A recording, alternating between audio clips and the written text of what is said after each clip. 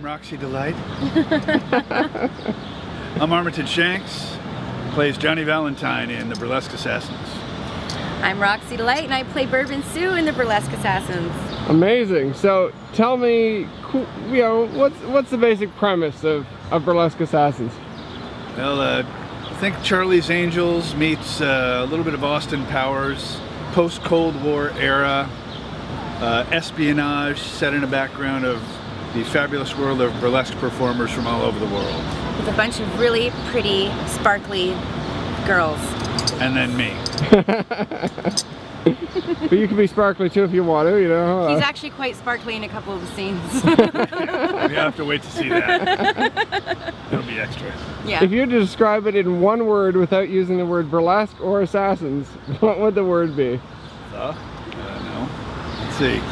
Dangerous. Dangerous. Madcap. Nice. Okay. Would that be 2 words? It depends on how you, I don't know how you spell it in Canada, but... There's a hyphen in there maybe. You know, it seems like a really fun movie to have done. What was the most fun about making this film? I would have to say the long hours on set with Armitage Shanks. Running around sparkly. That was a lot of fun. And we got to stay at a lovely house which we called the Safe House. And we all kind of collaborated together and had naked hot tub parties. It was a lot of fun. All 4 principals stayed in this house. Roxi, myself, Coco LaDuce, Kiki Kaboom, and then when the other performers from around the world came in for certain scenes, they stayed there as well. So that was always a hoot. On set, one of the highlights for me was we shot a scene where we were jumping out of an airplane, and the airplane literally was about the size of a smart car. And there were like 7 of us in there, and we had to jump out with our parachutes over and over again, and that was just hilarity ensued. So much fun. Well, and it seems like this is a cool thing for Canada because, you know, we have some indie films, but we don't have a lot of, I guess, really unique indie films. You know, were you naturally attracted to that part of the story, or? Oh, well, for me, being from the United States, it was a lot of fun to be up here to film it. And so it does seem like the film is, you know, unusual. It's very genre specific. Right. It's very, you know, very specific to a certain style, almost going back to a certain kind of a purposeful B-movie. Cheesy's not the right word, but purposefully wearing its kind of its humor on its sleeve. Yes. Very cool. So, what were the hardest parts of making the film? I'd have to say the hours, probably. You know, this is the first film that I've ever been a part of, and I wasn't quite prepared for the lack of sleep and then looking wide-eyed and bushy-tailed. I think that was the hardest part, but you know, it was definitely worth all of that. Lack of sleep and wrinkles was worth it. Indeed. So now you guys are going out and you're meeting with fans, and you guys are tomorrow you're at the Burlesque event. Very cool for you know, this film, obviously.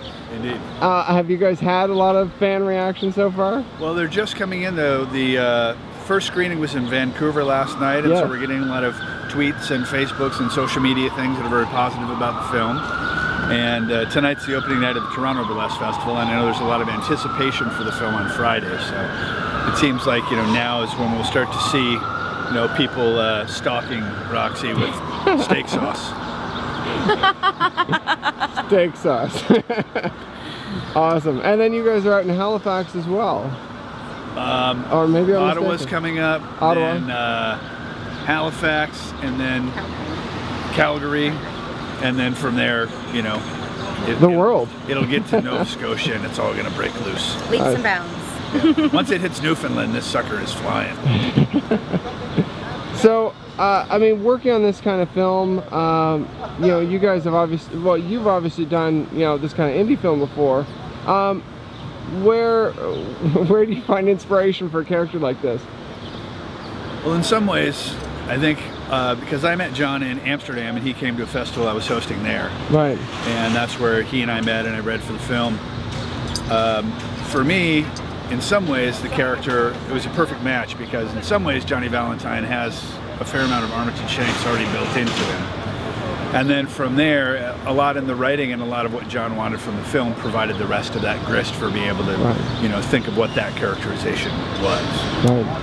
And then on your side, I mean, you're new to film, so where do you come at this from to get this character? Mostly confusion, which works really well for Bourbon Sue.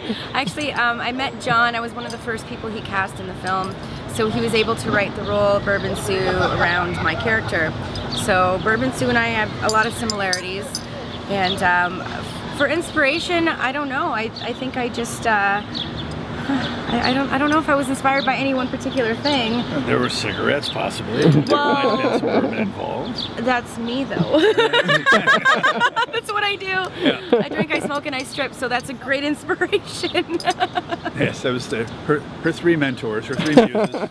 You know.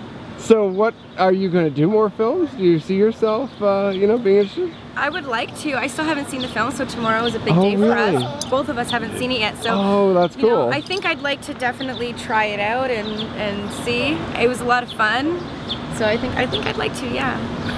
Very cool. Well, thank you guys very much. Thank you. Have a good premiere. Thanks. Right. See you all of a sudden. Bye.